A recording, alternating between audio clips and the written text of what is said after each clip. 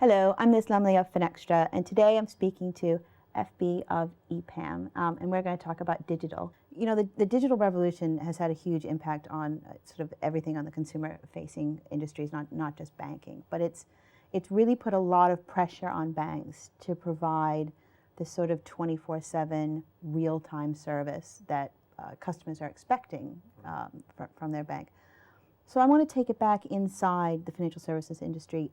Are bank sort of back office infrastructures ready to handle this type of demand from the customer side of the business?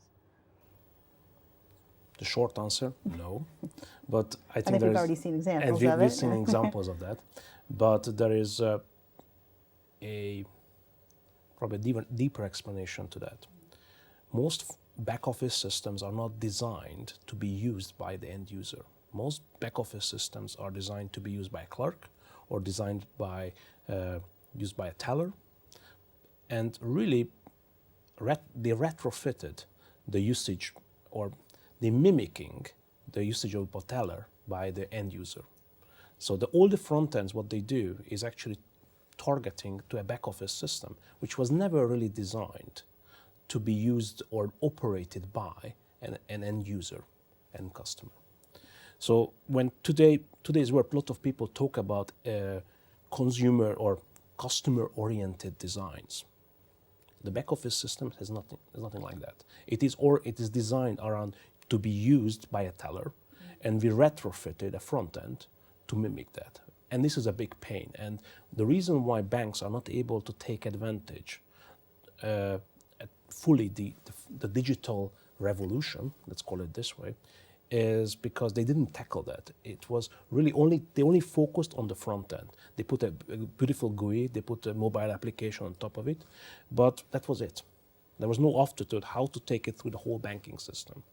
And what you can see is the cost of running a e-banking solution is pretty high. The reason for it is it's operated traditionally in a traditional way. And all the back office systems today have closing dates. It doesn't operate 24/7. You have to wait for certain transactions to complete.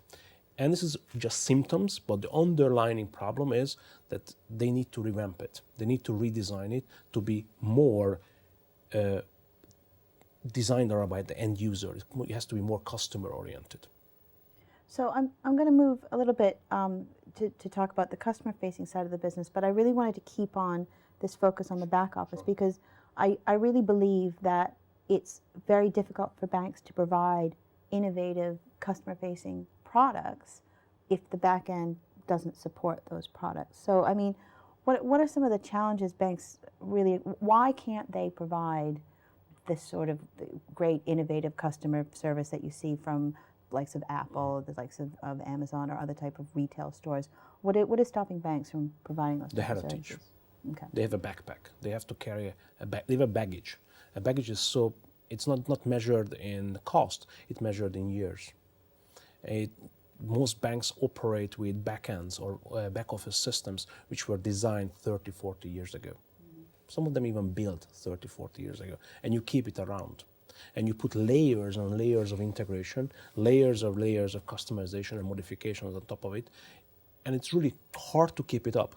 But quite a lot of people's job depends on these systems, the people who operate it, the people who manage it, the people who are modifying it. So that's a baggage. The second is, by redesigning your back office, you're not really generating any new revenue. It's a cost center. It's a cost, yes. and it's really difficult to justify. In the current environment, it's really difficult to justify why do I need to redesign and rebuild my whole back office just to provide pretty user interfaces for end users, because it's really difficult to quantify how much savings I can accomplish or I can achieve by rebuilding the back office systems. So, see, I find that hard. I hear that a lot because I'm talking and writing about IT and banks for almost 20 years, and this idea that the back office infrastructure is a cost center and it's hard to sell.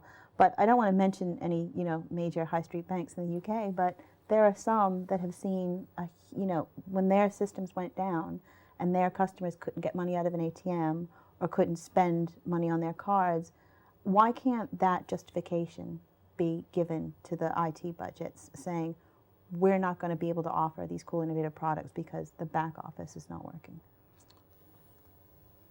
That's a good question.